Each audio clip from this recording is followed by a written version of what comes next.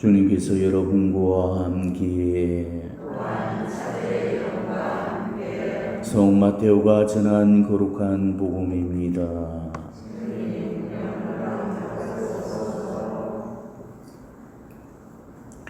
그때 예수님께서 군중을 떠나 집으로 가셨다.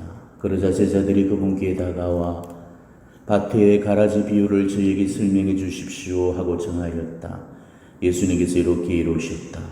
좋은 씨를 뿌리는 이는 사람의 아들이고 밭은 세상이다. 그리고 좋은 씨는 하늘 아래의 자녀들이고 가라지들은 악한 자의 자녀들이며 가라지를 뿌린 원수는 악마다. 그리고 수확되는 세상 종말이고 일꾼들은 천사들이다. 그러므로 가라지를 거두어 불에 태우듯이 세상 종말에도 그렇게 될 것이다. 사람의 아들이 자기 천사들을 보낼 터인데 그들은 그의 날에 정함을 지식게 하는 모든 자들과 불의를 저지르는 자들을 거두어 불구덩이에 던져버릴 것이다. 그러면 그들은 거기에서 울며 이를 갈 것이다. 그때의 의인들은 아버지의 나라에서 해처럼 빛날 것이다. 귀 있는 사람은 들으라. 주님의 말씀입니다.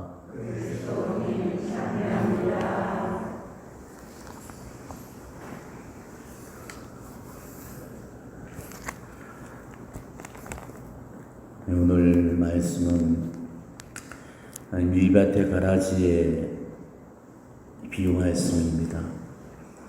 아주 좋은 품종의 밀밭을 뿌려놓은 그 텃밭에 원수인 악마가 가라지를 뿌려놓고 가버렸죠. 그런 이유로 해서 밀밭인지 가라지밭인지를 분간하지 않고 좋은 종자의 밀이 가라지와 함께 섞여 자라게 되었습니다.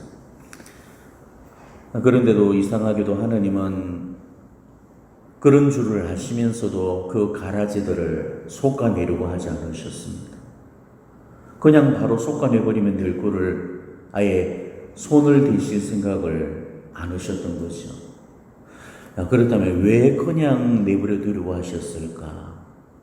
그건 바로 밀이 다칠까봐.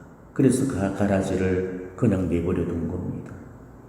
밀과 가라지는 자라고 있을 때는 거의 비슷해서 그게 밀인지 가라지인지를 분간해내기가 상당히 어렵죠.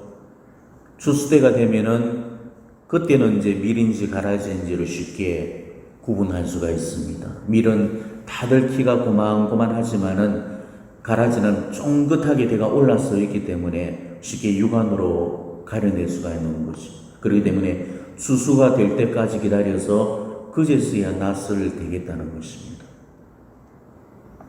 그렇기 때문에 한창 자랄 때는 그냥 그대로 내버려 두시겠다는 거죠.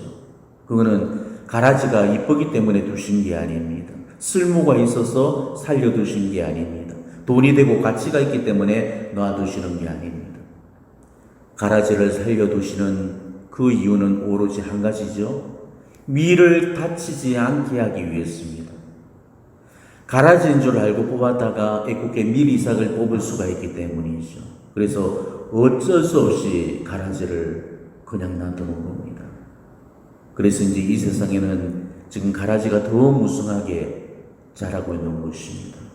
지금 우리가 살고 있는 이 세상은 하느님과 사탄, 이 두 영역 간의 그 세력의 각축장이고 투쟁의 장소죠. 그래서 하느님의 자식과 사탄의 자식, 빛의 자녀들과 어둠의 자식 간의 대립이고 투쟁이 날마다 이 세상 안에서 벌어지고 있는 겁니다. 이거는 우리 신앙 공동체라고 예외가 아니에요. 우리 교회는 하나님의 밀밭이기 때문에 물론 대부분 밀이 자라고 있지만은 가라지들도 그 속에 더 끼어 있습니다. 밀은 하나님이 심어 놓은 거지만은 가라지는 사탄이 심어 놓은 거죠.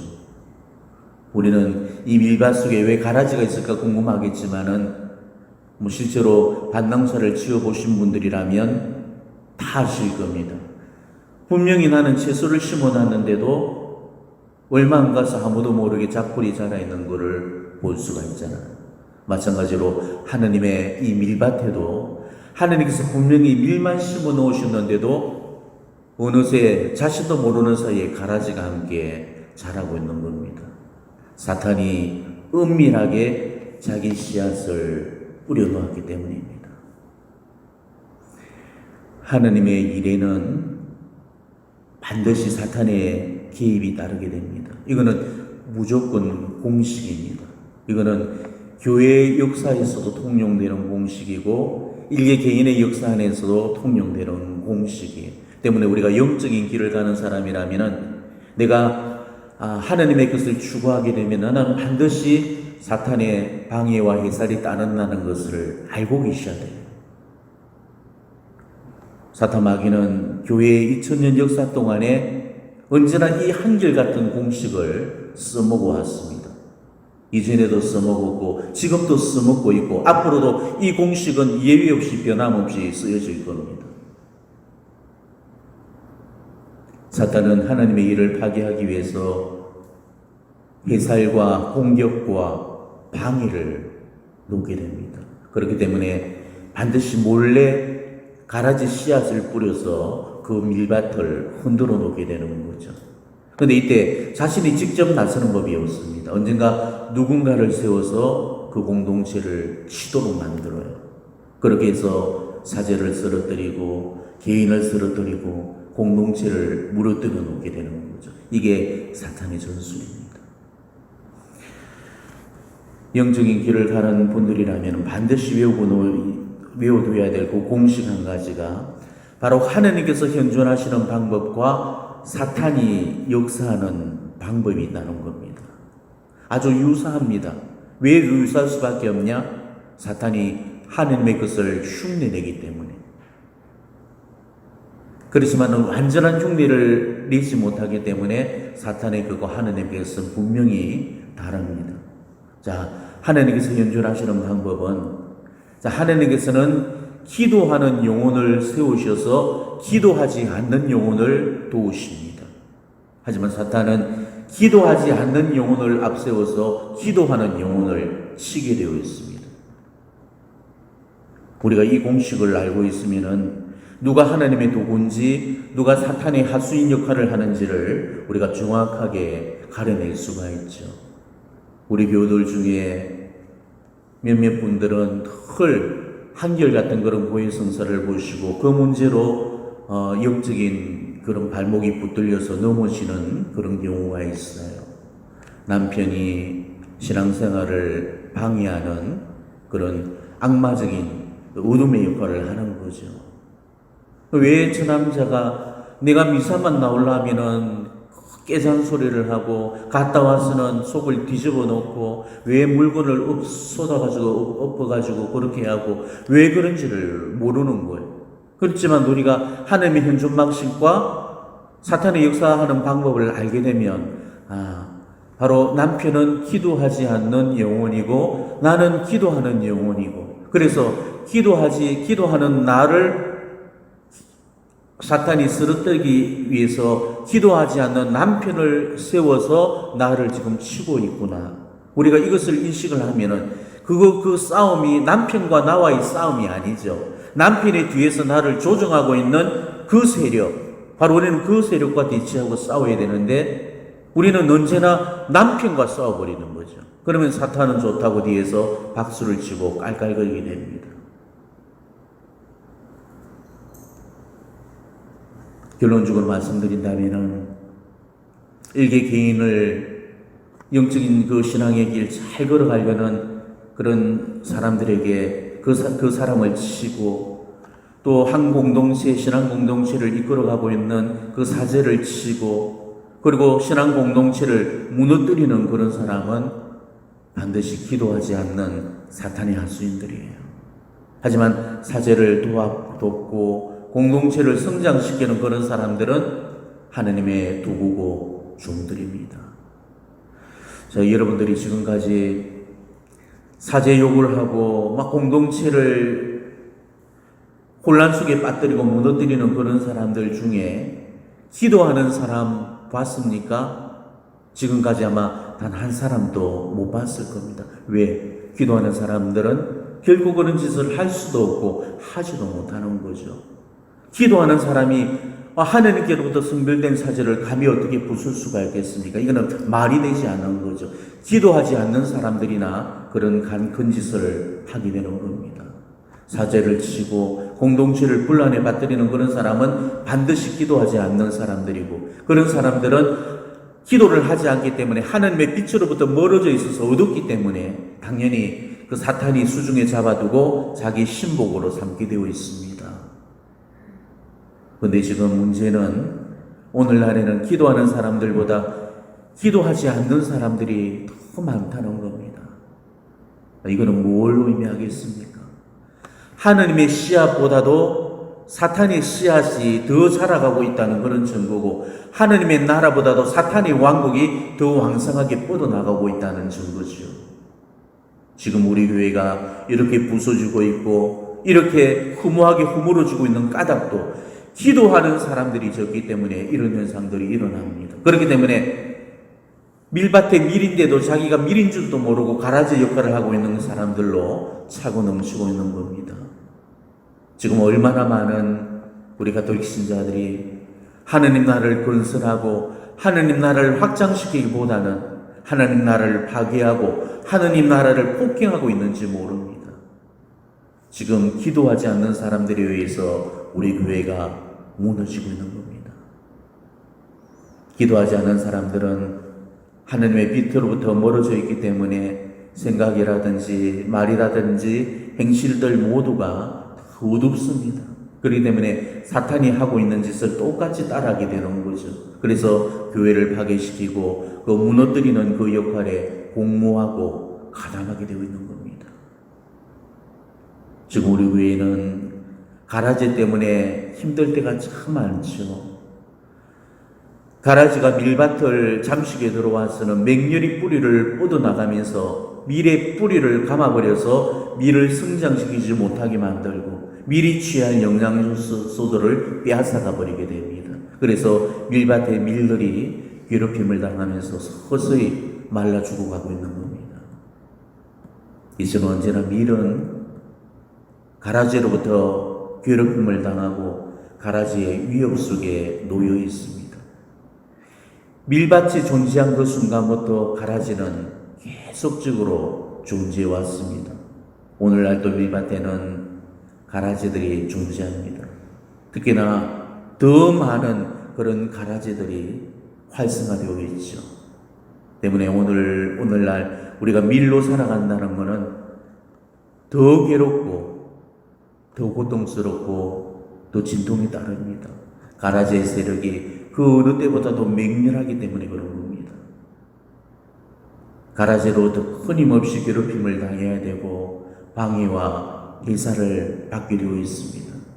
우리가 하나님의 도구로서 그렇게 성실하게 살아간다는 것도 사탄과 그의 하수인으로부터 그만큼 많은 방해와 공격을 받는다는 뜻이고, 그 길이 너무나도 힘들고 고달프다는 그런 뜻입니다.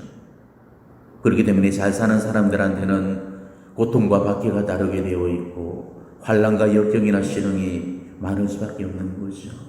근데 거기에 반해서 가라지 역할을 하는 악한 사람들은 오히려 반대나 도전이나 압박이 없기 때문에 호의호식을 누리면서 누릴 수 있을 만큼 복을 누리면서 살아가게 되는 거죠. 그렇지만은 열매가 맺기 전까지는 해충이 무성하듯이 바로 선의 열매가 맺기 전까지는 악의 공격이 무성한 법입니다. 그렇지만은 선의 열매가 맺는 날에는 악은 반드시 사라지게 됩니다. 우리는 밀밭에 밀들로서 악의 유혹과 그 방해와 도전을 받아야 됩니다. 그렇지만 그 고달픈 길이 오히려 우리를 더욱더 단단하고 생명력 있고 활기찬 그런 모습으로 성장시켜주는 그런 촉매자가 되는 거예요. 러시아에서는 청어잡이가 한창이죠. 그런데 러시아에서 다른 나라로 청어를 싣고 운반하는 그 어선들은 그 청어란 놈이 워낙 성질이 급하기 때문에 잡아서 가두어서 배 어창에 놓아두고 아무리 기포기를 넣어가 살 좋은 환경 속에서 살려줘도 성질이 급하기 때문에 이미 다른 항구에 도착하기 전에 다 죽어버린다고 그럽니다. 그래서 청어값을 제대로 받을 수가 없대요. 근데 유일하게 한 곳만 청어를 싱싱하게 살려서 외국에 전량단 수출을 해서 제값을 받아낸다는 겁니다. 나중에 알고 봤더니 정말 그 비결이 너무나 엉뚱했습니다. 청어의 천적이 바다맥이라고 그래요. 그래서 그 수만 마리의 청어가 된 그 어창에다가 바다맥이 몇 마리를 그 안에 집어넣는다고 그래요. 그러면은 다음 항구에 도착하기 몇 날 며칠이고 도착하기까지 그 바다맥이는 그 청어를 잡아먹기 위해서 청어 무리대 속에 들어가서 휘젓고 돌아다니는 거죠. 그러면 그 청어는 잡혀먹지 않기 위해서 요리조리 몸을 피하면서 쉬거나 잠잘 틈이 없이 계속적으로 돌아다닌다는 거죠. 그러니까 도착할 때까지 그 청어가 잡혀먹어 본들 바다맥에게 몇 마리나 잡혀먹겠습니까? 그러니까 몇 마리를 잃는 대신에 전체가 싱싱한 그런 상태로 팔 수가 있었다는 거죠. 어쩌면은 이 이야기가 우리 신앙 안에서 정말 성립되는 공식이라고 저는 생각합니다. 청어가 그 바다메기가 청어에게 살아가는 그 촉매제가 되듯이 어쩌면은 가라지가 우리 미를 오히려 더욱더 단단하고 생명력 있는 모습으로 키워주는 촉매가 되어줄 수 있다는 거죠. 그렇기 때문에 하나님께서는 악을 허용하십니다. 이 선한 당신의 밀밭 속에 가라지가 섞여 있는 것을 아시면서도 그것을 내버려 두시는 거죠. 그런 악의 유혹과 악의 공격과 악의 해살에 맞서서 우리가 끊임없이 저항하면서 천국을 향해서 거슬러 여러 감마치도 물살을 거슬러서 자신의 본향으로 돌아가듯이 우리도 바로 그런 세속적인 그런 시류에 거슬러서 맞서서 올라갈 수 있도록 하나님께서 그 악을 허용하신다. 우리가 이걸 안다면 악은 결코 나쁜 것이 아닐 수도 있다는 거죠. 만약에 악이 없다면, 가라지가 없다면 우리는 그냥 무사안일주의에 빠져서 매너리즘에 빠져서 우리를 깨어있도록 만들 수 있는 것들이 없잖아요. 그렇기 때문에 하나님께서는 이 세상에 악마의 그 공격을 그대로 방치하시면서 당신의 자녀들이 그 악마의 공격을 받도록 만들어주시고 허용하시는 거예요. 자, 우리가 이거를 안다면은 우리는 이 가라지의 그런 삶들 앞에서 우리는 굉장히 그 가라지들이 우리를 힘들게 하죠. 성당 안에서도 지금 정말 가라지 같은 존재들이 있어요. 너무나 나를 괴롭히고 있고 힘들게 만들고 있고 우리 공동체를 지금 레지오에서 그 사람 한 사람 때문에 레지오가 지금 다 뒤집어 엎어질 판이고 그 사람 하나가 끼어들었다면 거기 있는 그 공동체 사람들이 다 자빠질 만큼 판을 흔들어 놓는 정말 가라지 역할을 하는 그런 사람들이 있거든. 하지만 그런 사람들이 있기 때문에 우리가 청어처럼 깨어있어 살 수가 있다는 것이죠. 우리는 밀밭에 밀이고 가라지는 분명히 하나님의 허용 안에서 존재한다는 걸 안다면 하나님의 더 깊은 그런 의중이 어디 있을까를 다시 한번 곰곰이 생각을 해보시고 우리 레지오의 그 얄미운 아네스가 이렇게 지금 밉게 싫게 이렇게 움직이는 것도 하나님께서 다 나를 깨어있도록 그리고 나의 부족하고 무딘 그런 어떤 것들을 약함들을 하나님께서 다 다듬기 위해서 저런 사람을 내 앞에 대치시키고 그래서 지금 나를 연마시키고 있구나. 우리가 이것을 깨닫는다면은 우리는 가라지의 유혹이나 해살 앞에서도 보다 더 겸손하게 그것을 받아들이면서 그 유혹을 거슬러서 올라갈 수가 있을 겁니다. 죽을 때까지 우리의 투쟁은 끝나지 않아요. 우리는 마지막까지 악과 대치하고 싸워야 됩니다. 그 악은 언제나 우리 삶 한가운데 존재해요. 우리 마음 안에도 존재하지만 네 주변에 가장 가까운 사람들로부터 우리는 악의 유혹을 하게 되죠. 그 사람들이 우리를 칠 수도 있습니다. 하지만 그럴 때마다 우리가 악의 방법으로 그 사람이 쓰는 그런 무기로서 우리가 그렇게 대응한다면 우리는 결코 악을 이길 수가 없습니다. 악은 절대로 악으로서 물리칠 수가 없기 때문이죠. 우리가 그럴 때 예수님께서 우리에게 일러주셨던 정말 비둘기처럼 양선하게, 그렇지만 뱀처럼 슬기롭게 그런 지혜와 기치를 발휘해서 악의 유혹과 그 공격과 해사를 적절하게 피해갈 수 있는 그런 우리들이 되셔야 되겠습니다. 오늘 다시 한번 내가 절대 가라지가 아니라는 사실을 깨달으시고, 나는 언제나 하느님이 일받에 가장 소중한 한 톨의 밀이라는 사실을 깨달으시고, 바로 그 밀이 30배, 60배, 100배의 열매를 풍성하게 안겨줄 수 있도록 우리가 열심히 그런 가라지의 공격에서도, 가라지의 그런 방해에서도 아랑곳하지 않고 우리 나름대로의 그 뿌리를 맹렬히 뻗어나가면서 그 열매를 거둘 수 있기를 우리가 바라면서 오늘 미사 봉헌하시기를 바랍니다. 아멘.